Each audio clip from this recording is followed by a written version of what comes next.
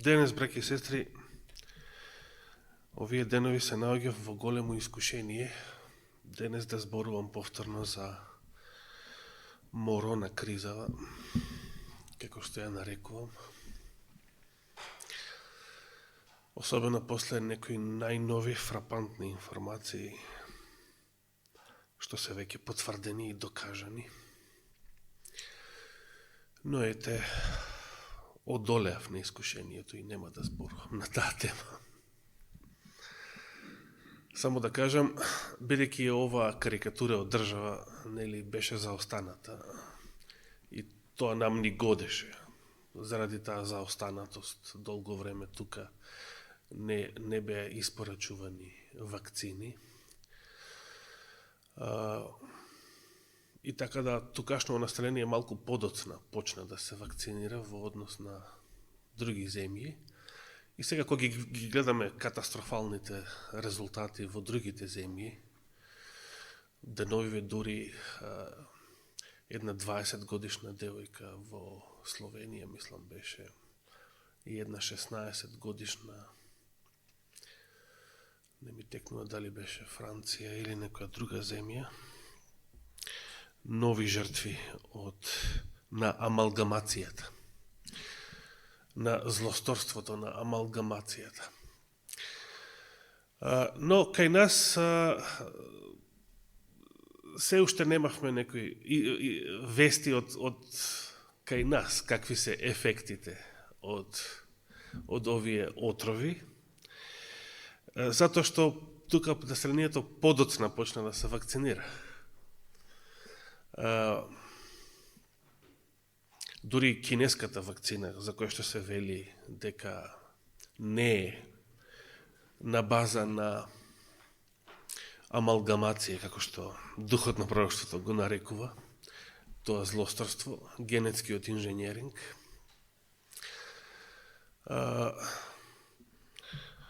и таа доцнеше затоа што тукашниве партиски бандити се обидоа да ги уценат кинезите за некое мито, за некоја провизија, па дури и таа доцнеше. Но сега веќе почнуваме да слушаме за резултати од овие вакцини и на наша територија во една фирма тука во Скопје, каде што повеќето вработени, освен 3 жени, биле вакцинирани со западните вакцини, почнуваат да им се јавуваат некои красти на кожата нивна.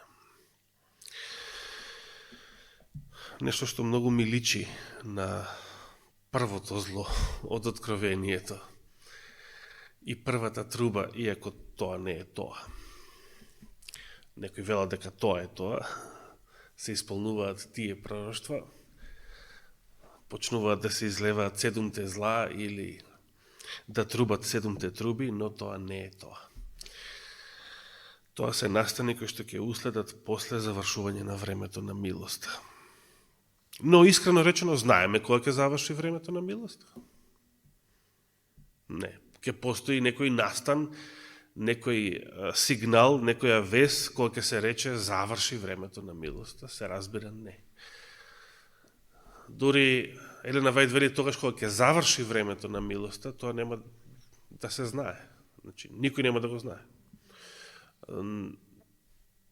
Така да ние секогаш треба да бидеме спремни, подготвени. Времето на милоста може да заврши и луѓето да продолжат да си одат во црква, да пеат песни, да држат и да слушаат проповеди, но тоа ќе биде катастрофа. Се разбира, ние знаеме дека времето не е се уште завршено, никој се уште не е жигосан и никој се уште не е запечатен. Ги разбереме тие глаголи така. Но не знаеме кога ќе заврши. Тогаш кога ќе заврши, Кога ќе дојде жигот на цверот, да се подсетиме од една серија проповеди од Зимовска за природата на жигот. Кога ќе дојде жигот на цверот, ќе се види што е тоа. Што е жигот на цверот. Тогаш ќе се види што е тоа. И рековме, пошто ќе се види, пошто најлесно ќе видиме што е жигот на цверот, кога тоа нешто ќе се наметнува по целиот свет, значи не само во некој супермаркет во Израел, по целиот свет, со уцена да не смееш да купуваш или да продаваш, освен ако го примиш тоа нешто. По тоа ќе знаеме дека е тоа но не само по тоа, има и други особини што ги има во Библијата. Здравје за таа тема подоцна, кога не знам, во ова време, ненормално време во кое што живееме, не знаеме ни следната сабота дали ќе ни биде слободна и гарантирана на ова место како денешнава. Не знаеме дали утрешниот ден ќе ни биде слободен, ќе ни биде наш. Но се воздржав сега да не зборувам за оваа тема, туку сакам,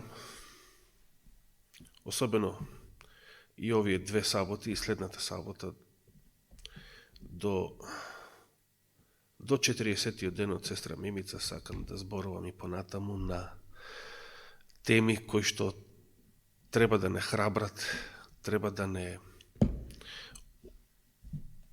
окуражат во овие денови. Овие денови се многу депресивни. Слушате како луѓето во светот колку самоубиства се случиле, само заради карантини, само заради не смееш да идеш ваму или таму. Значи, луѓето без вера дори се паднати на толку ниско ниво, духовно, што вршат самоубиства. Значи, навикнати да го живеат предходниот, така наречен, нормален живот. И сега, кога тоа го нема, и речеси 2 години го нема, и некои луѓе извршиле самоубиство. Значи, може да замислите каква е психичката состојба на луѓето кои што немаат вера. Слава на Бога што го имаме Словото Божјо, Неговото Слово, со кое ги следиме настаните и разбираме во кои денови, во кое време живееме, па тоа може да не јача, да не храбри, да не одржува. Мијатата сабота споменав дека во Светото писмо постојат многу малку запишани настани на воскресение. Тоа е најголемото чудо, кое што Библијата го споменува. Постојат настани кои што се случиле во библиски времиња, воскресение на мртви.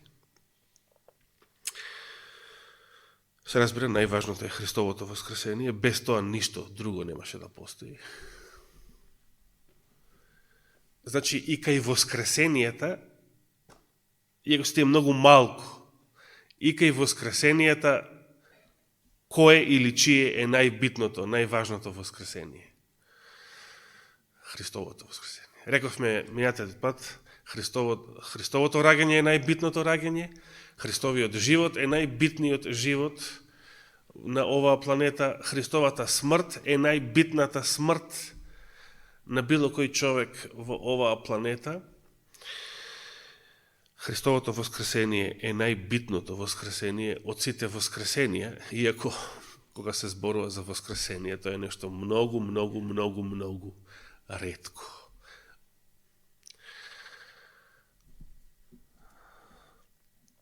Колку воскресенија познаваме од Светото писмо? Ајде малку да го вработам и вашиот ум на активност. Вдовицата од Сарепта, синот нејзин. Тоа е првото? Вака хронолошки, ако речеме. Дали е можеби единственото во Стариот Завет?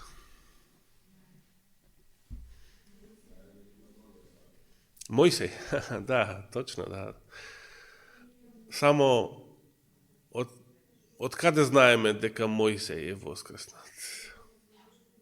Да. А по Библијата дали знаеме некаде? Јуда, меѓутоа тоа не е многу јасно. Односно не е експлицитно. Но сепак е. Сепак е, всушност Јуда цитира две книги, може да ги наречете апокрифни, иако не спаѓаат во класичните апокрифи. Јуда цитира две книги од така наречената еврејска апокалиптична литература. Едната од нив е книгата на Енох, а другата е веројатно каде што го споменува случајот со Мојсей, архангел Михаил и неговата расправија со ѓаволот околу Мојсеевото тело, го цитира една друга книга од еврејската апокалиптична литература, наречена Вознесението на Мојсей. Како и тоа не е нашата тема, иако во последно време, последниве 4 години, книгата на Енох стана толку страшно популарна на YouTube и на интернет. Чудо нешто. Но сепак и не е големо чудо, бидејќи живееме во последно време. Живееме во ненормално време и сите настани, секој настан, секое собитие, се што се случува во овие последни денови, е нешто што не подсетува на работи запишани и во библиска и во вонбиблиска литература, во апокалиптична литература. Библиската апокалиптична литература се книгите на пророкот Даниел и Откровението. И гледаме околу нас работи и настани кои што не подсетуваат на нешто што е запишано во тие книги.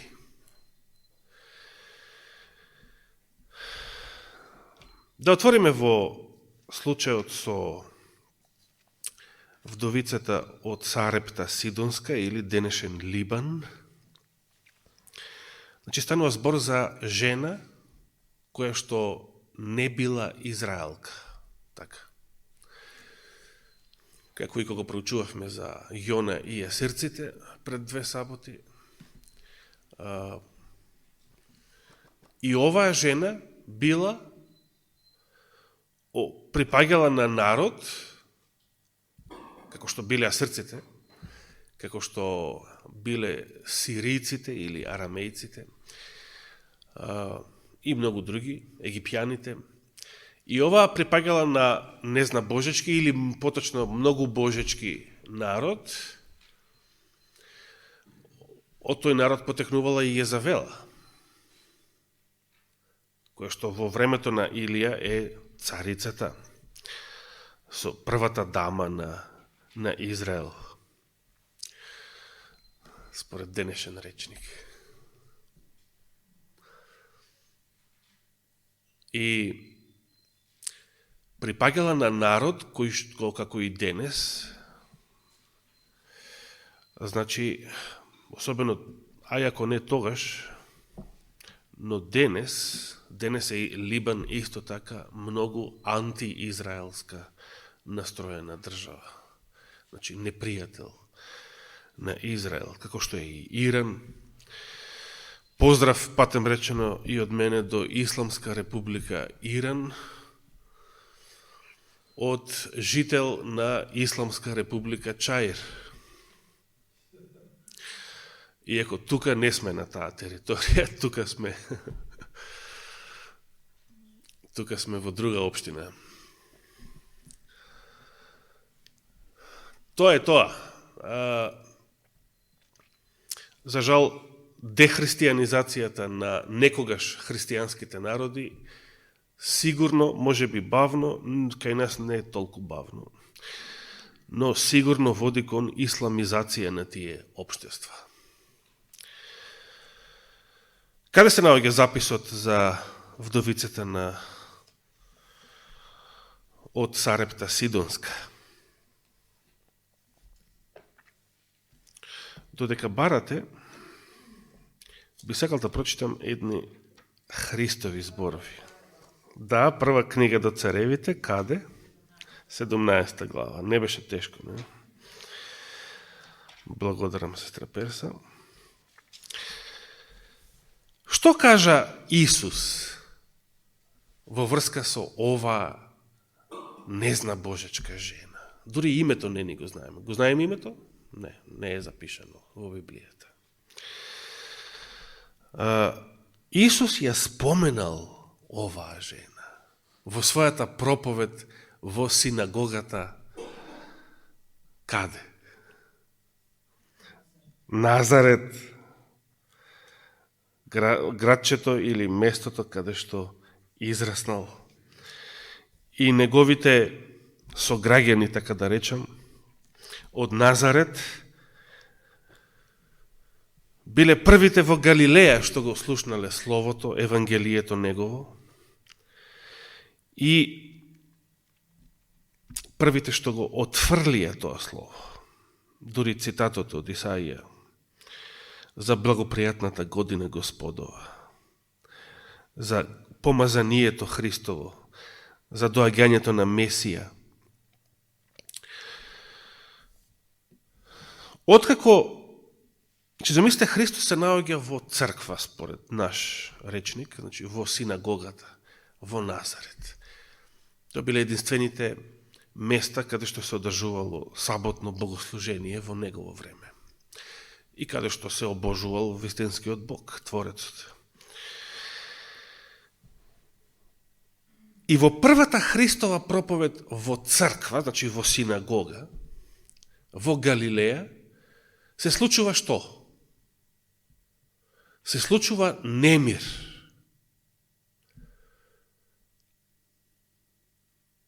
Да биле некои адвентисти во тоа време, може би ќе викнеа полиција. Знаете на кој настани алудирам? Од минатиот век. Првата Христова проповед во црква не било нешто мирно, убаво, пријатно, леле што убаво ние во црква, особено ако е некоја посвечена сабота, некој соборче, или нека биде како минатата света вечера, например. Не, првата Христова проповед во саботна синагога во Галилеја предизвикала немир и незадоволство кај слушателите. Што мислите кога Христос би дошол тука и би застанал на оваа катедра? Да ја одржи својата прва проповед во адвентистичка црква. Како тоа би изгледало? Не знаеме.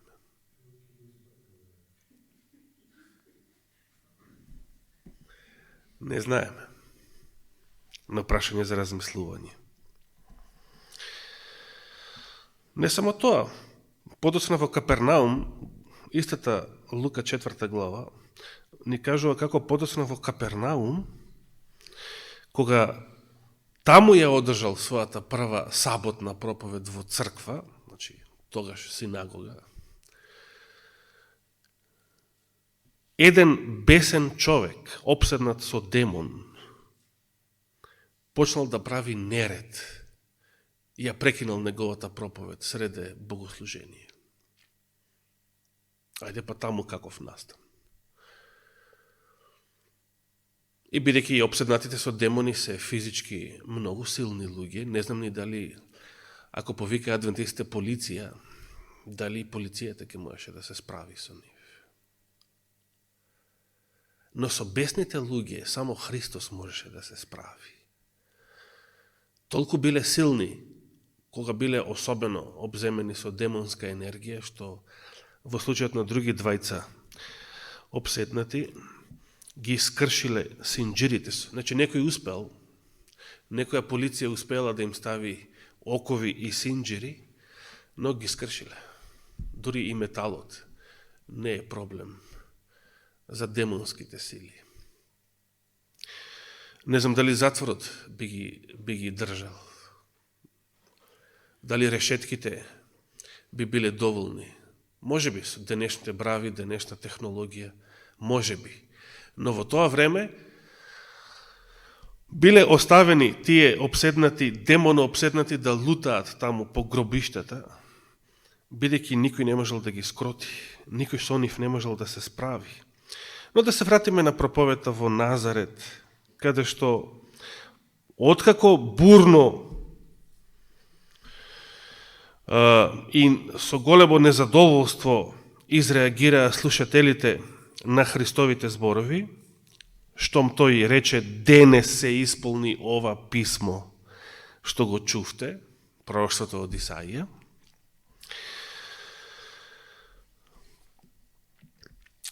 Оние што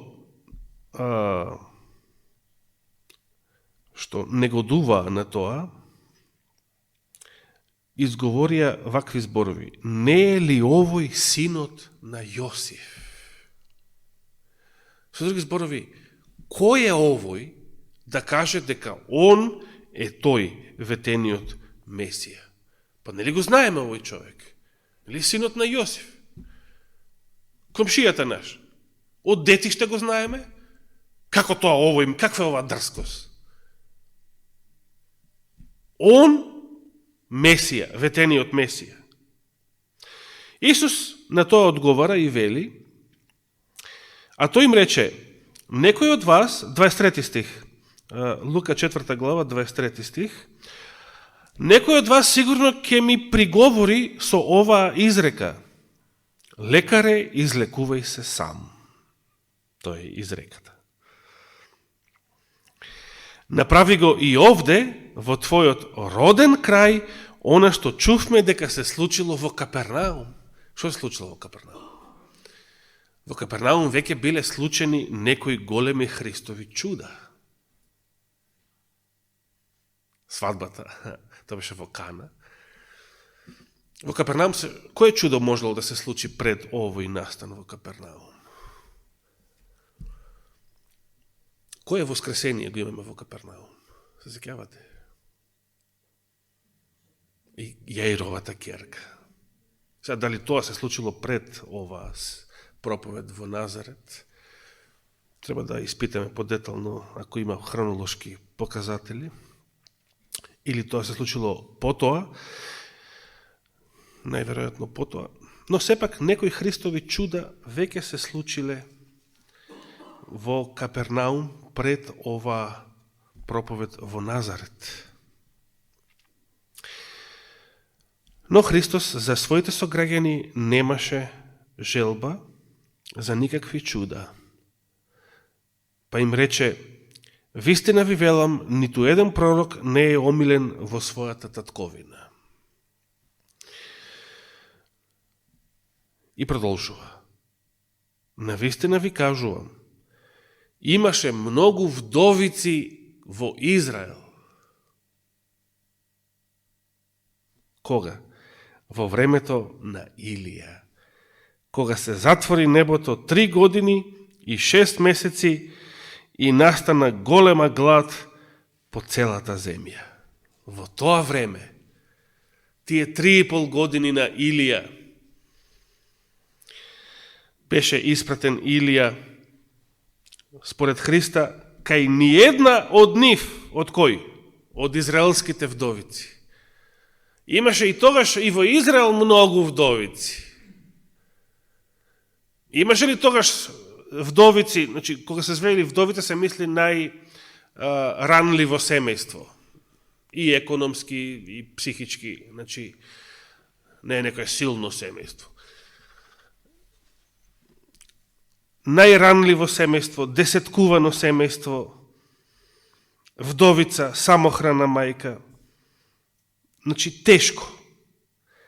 Имаше и во Израел многу такви, но Илија не беше испратен кај ниедна од нив, туку само кај една жена вдовица во Сарепта Сидонска, или по наше денес во Либан.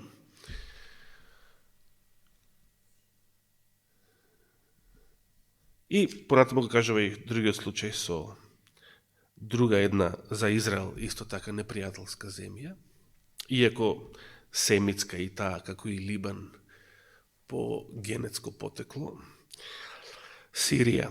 И имаше мнозина лепрозни во Израел во времето на пророкот Елисеј, но ниеден од нив не се очисти, освен сириецот Нееман, сирискиот генерал. Значи, генерал на непријателската војска за Израел. А кога го слушнаа тоа, сите во синагогата се исполнија со гнев. Дали ние би реагирале со гнев кога би ја слушнале првата Христова проповед, кога би била одржана во нашата црква? Прашање за размислување. Се разбира, не знаеме што Христос би ни кажал, или може да знаеме. Да отвориме сега и да се позанимаваме малку со овој случај. Значи, прва книга Царевите, или во разни верзии трета, во друга верзија трета, прва или трета, каде што Самуиловите книги се нарекуваат прва и втора цареви, тогаш прва и втора цареви се нарекуваат трета и четврта цареви. Зависно кој библиски превод го имате.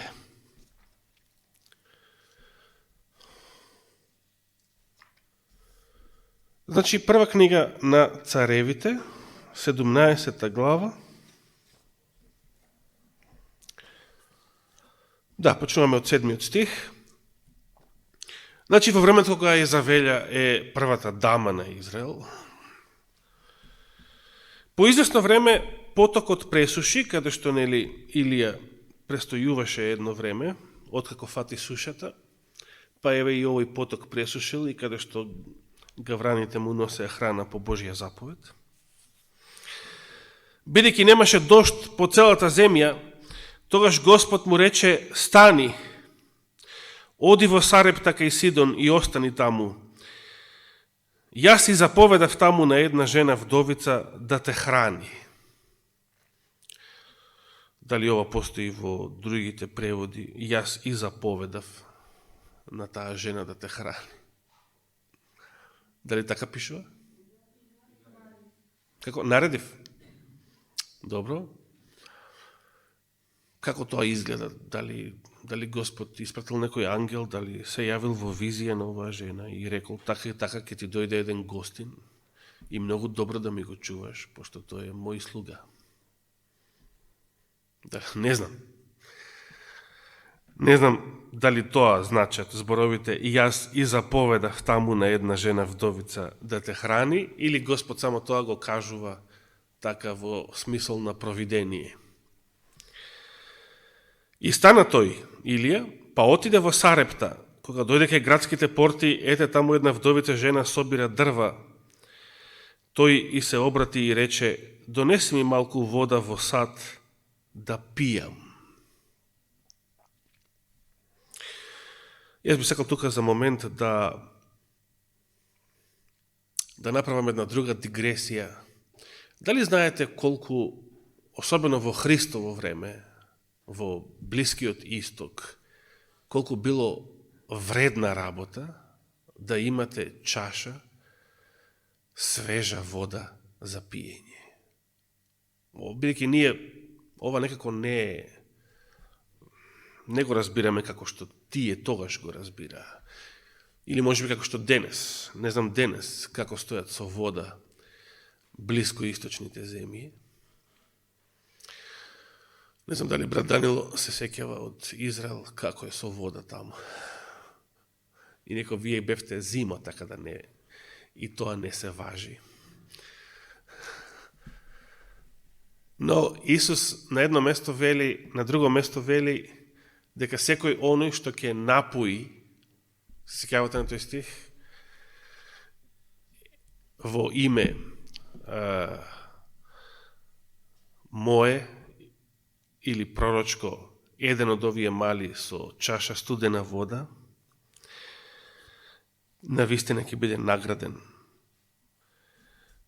Толку било битно да се има вода, особено сега во времето на една посебна суша. Значи, тука водата е може би 10 пати поскапа и повредна од било која храна. Таа отиде за да земе, значи малку вода што побрал Илија во сад да пијам, а тој повика по неја и рече: донеси ми враце и парче леп. Од тука може да разбереме зошто Илија првите негови зборови му се ова. Зошто? Значи како, дали вие вака би се обратиле кога ќе одите кај некого на посета? Значи тука нема ни добар ден, нема ни ништо, никакво представување, никаква преамбула, како што ја крстија денешна полка. Тука имаме директно: дај ми да пијам, дај ми и да јадам. Што ни кажува тоа? Каква била телесната состојба на Илија во моментот кога доаѓа во Сарепта? Значи тој бил изгладнет и ожеднет до крајни граници. Значи може да замислиме како некој изгладнет и ожеднет патник и кога доаѓа во првата куќа или било каде место населено, бара што? Зборува што? Бара вода и храна. Водата е побитна, храната на второ место. Што одговара жената, 12 стих: ти се колнам во живиот Господ, нема ништо печено, значи не очекувај се некоја лапачка, туку имам само грст брашно во ноквите и малку масло во масларникот, и ете јас ќе соберам 2-3 дрвца, ќе отидам да го приготвам тоа за себе и за синот свој, ќе го изедеме тоа и ќе умреме. Што значат овие зборови? Значи, ја видовме состојбата на Илија каква е, од првите негови зборови. Од овие зборови на жената, на вдовицата, гледаме каква е состојбата не само во нејзиниот дом, веројатно и во целиот град, каде што живеела. Зошто? Значи, и луѓето во тоа место ги трошеле своите последни резерви. И знаете, ова многу брзо може да стане наша реалност уште оваа година, според најавите што ги слушаме. Бидејќи сега ѓаволите изнервирани, избеснати, како верниците во Назарет. Овие изнервирани, избеснати, зашто не им успеа планот со Моронава, сега подготвуваат и сајбер напад, и струја да нема оваа зима, и голема економска криза, банкарски крахови и така натаму, и така натаму. Дали тоа Господ ќе го дозволи или не, останува да видиме, но дали ние треба да спиеме или да се подготвиме, е прашање кое што сериозно треба да си го одговориме. Заедно сме сигурни, како што рече псалмистот: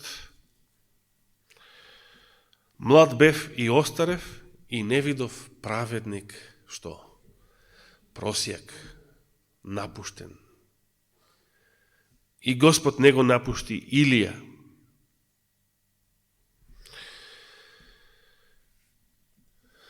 Жената, значи, ги кажала овие зборови за да му појасни на нејзиниот непознат гостин, кој што доаѓа од непријателска земја, од Израел, колку е катастрофална и нејзината материјална ситуација и колку нема многу што за јадење.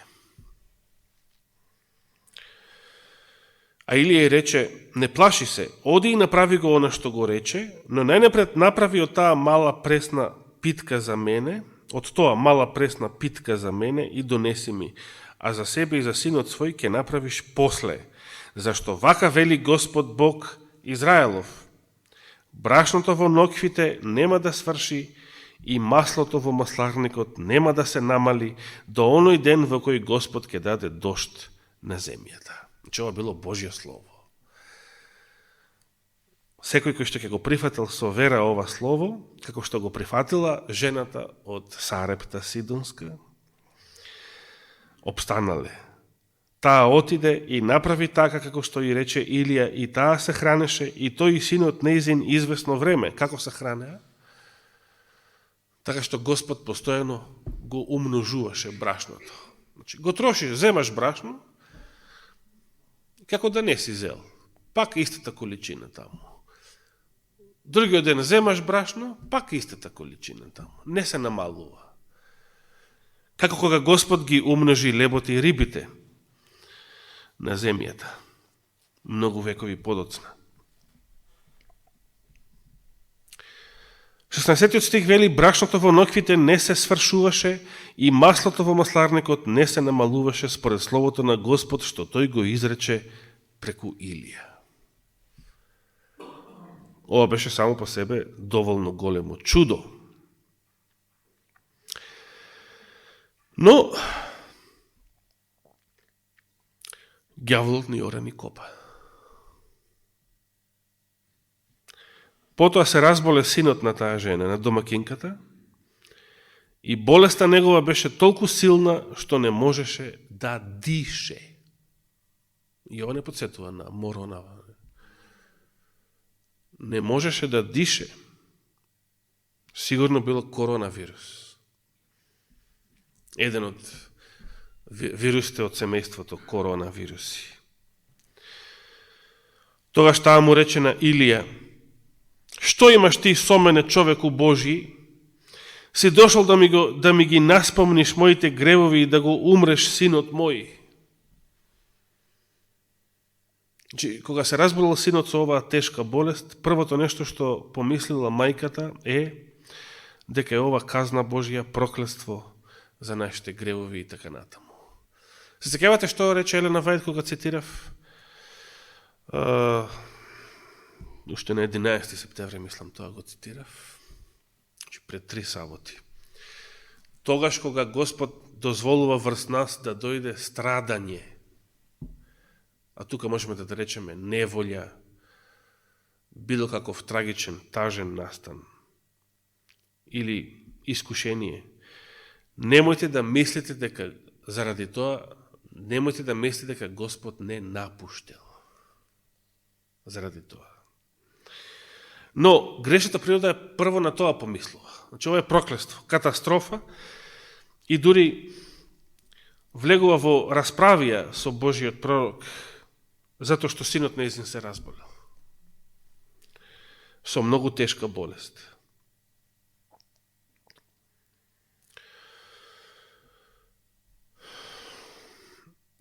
Сега мене ме интересира овој превод до сега мене не ми кажува дали детето на оваа жена умрело. Дали во вашите преводи тоа го гледате некаде?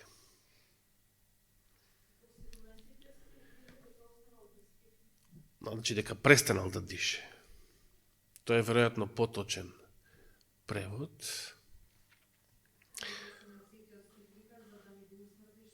Да, тоа кога она тоа го зборува, меѓутоа сега тоа не мора да значи дека тој веќе умрел, но може да значи дека се плаши дека ќе умре. Но, бидејќи следниот стих вели: а тој одговори: дај ми го синот твој, и го зеде од рацете нејзини, го однесе во горната соба каде што живееше и го положи на леглото свое. Па повика кон Господ и рече: Господи Боже мој, зар ти на вдовицата кај која живеам ќе и направиш зло, погубувајќи и го синот нејзин? Ете па Илија како се моли. Зашто вака се моли?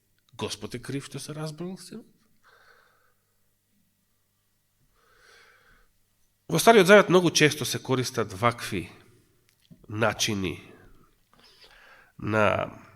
и на молитва, но и на запис, извештај за некој настан.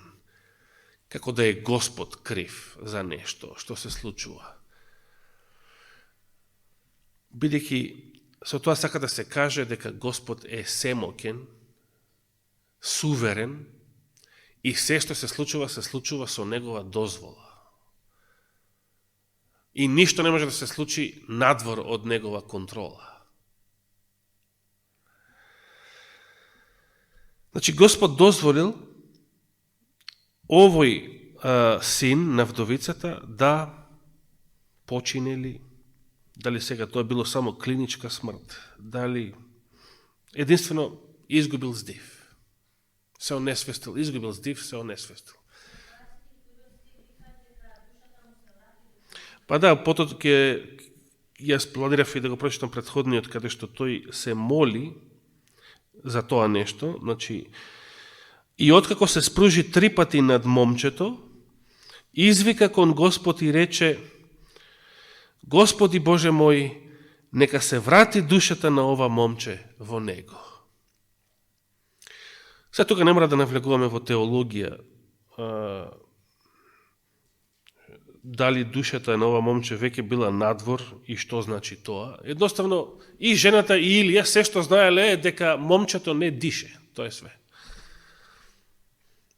И ако не дише, а исто така нема пулс, за луѓето тоа било доказ дека е некој мртов.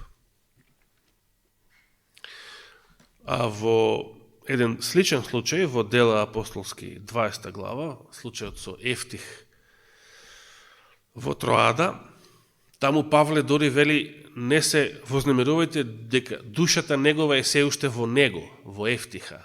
Затоа што тоа па можело да значи? Тоа па мене воопшто не ми личи на смрт, а камоли на воскресение, затоа што ако Павле вели душата него е во него, веројатно напипал пулс и иако било несвестен, моментално сепак имал крвоток. За такво нешто за синот на вдовицата од Сарепта не ни се кажува.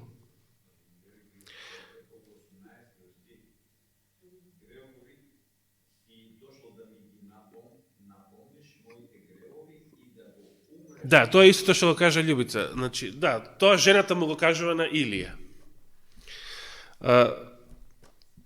Дефинитивно, нема крвоток, значи немаш пулс и не дише во моментот, за луѓето тоа било смрт.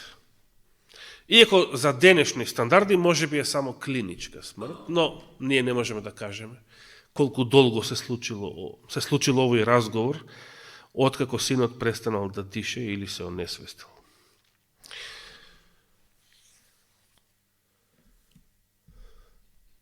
И Илија се моли: Господи Боже мој, нека се врати душата на ова момче во него, и Господ го слушна гласот на Илија, му ја врати душата на момчето во него и тоа оживе.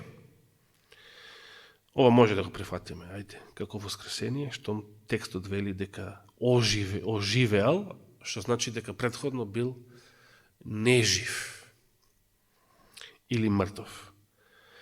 Илија го зеде момчето, го симне од горната соба во домот и го предаде на мајка му и рече: еве, син ти е жив. Тогаш жената му рече на Илија: сега навистина дознав дека ти си Божји човек и дека словото Господово во твојата уста е вистинско. Што пред тоа не, пред тоа било сомнително. Значи, замислете, брашното не се намалуваше, се трошеше, ама не се намалуваше. Маслото се трошеше, ама не се намалуваше. Ама жената дури после воскресението на синот вели: сега знам дека си Божји човек. Значи,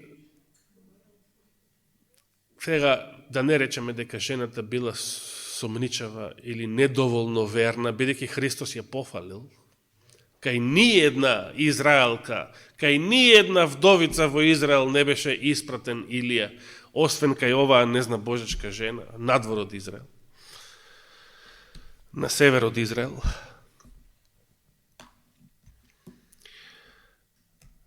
Најверојатно, жената имплицира дека вакви чуда со маслото и брашното може и ѓавол да прави. Но да го воскреснеш мртвиот, тоа само Господ може. И тоа е суштината. И сега во случајот Господ не бил тука на земјата, но Господ го слушна гласот, молитвата на Илија и да запаметиме кога од прв пат? Не, 3 пати, вели текстот. Значи, да не се обесхрабруваме, сега зборувам за секојдневни наши проблеми, не зборувам да идеме да се молиме за воскреснување на некого, но за секојдневни наши проблеми, да не се обесхрабруваме ако Господ од прв пат не одговара.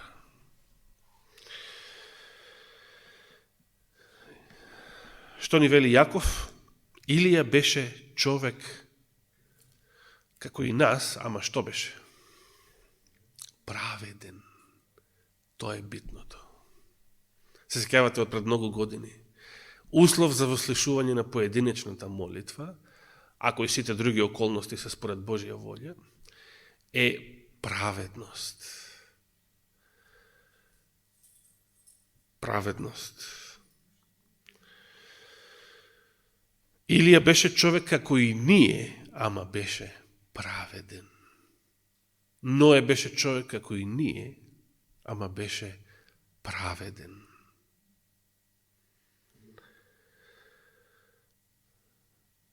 Значи, Господ сака да бидеме праведни.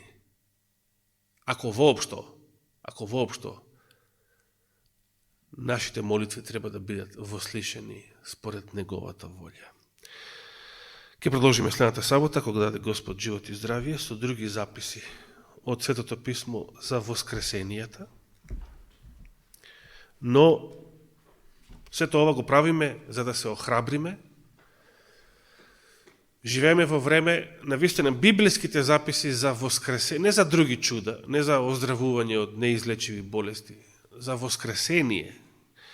Тоа е нешто многу ретко и тоа е најголемото чудо од сите видови чуда, но да не се обесхрабриме. Да не се обесхрабриме зашто Господ зеде некои наши браќа и сестри досега, зато особено гледајќи какви настани веќе почнавме да гледаме и какви допрва ќе се случуваат. Живееме во последно време, живееме во времето. Не само кога Христос ќе дојде и ќе настане општото воскресение. Живееме во времето кога ќе се случат и некои специјални воскресенија, непосредно пред Христовото второ доаѓање. Нека му е фала и слава вечно. Амин. Оче наш, ти благодариме за Твојата голема милост и добрина. Ти благодариме за сончевиот саботен ден. Ти благодариме и за дождот и влагата од претходните денови. Ти благодариме за свежината која што ни ја донесе. Ти благодариме за мирот и слободата во кој што се уште ги уживаме. И се уште во слобода се собираме и на ова место да те фалиме и славиме и се поучуваме од Словото Твое. Те молиме, Господи, биди со сите оние кои што се болни и не можеа да ни се придружат оваа сабота. Мнозина кои што се на пат, обесхрабрени и разочарани во разни неволји и искушенија. Те молиме, Господи, охрабрине и ојачајне со Словото Твое, со Духот Твој Свети, во овие последни времења. Дај ни и мудрост како да постапиме со нашиот имот, движен и недвижен, и како да се подготвиме за времењата кои што доаѓаат. Те молиме, биди со нас и во остатокот од овој саботен ден, а за тоа ти благодариме во Христово име. Амин.